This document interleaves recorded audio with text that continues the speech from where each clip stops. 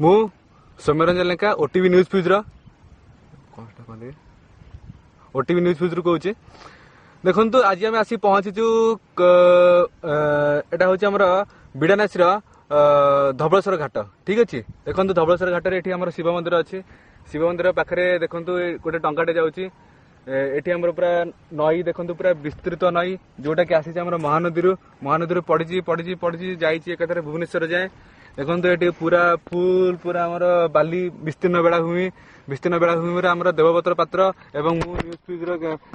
Reporter Soumyaranjan Lenka ये बसिक आम daily प्रति रविवार आसू टिके टाइम स्पेंड करूँ भल लगे आमको एଠିକାର देखु चढ़ई आसते चिलिका धराई आइंट देखु एଠିକାର डंगा एଠିକାର माने कह गले पूरा फुल टू एंटरटेनमेंट जहाँ को कहती तो फुल टाइम एंटरटेनमेंट ये हूँ आम भी दर्शक मान कह चाहूँ एटा से आसीपारे बुलाबुली करेंगे बुलिकी मजा नहीं पारे एଠିକାର जो आमर प्राकृतिक सौंदर्य को उपभोग करेंगे ठीक अच्छे आउ जदि किसी विशेष जाना चाहते मो नंबर रखिए 9124620659 रही आज्ञा नमस्कार।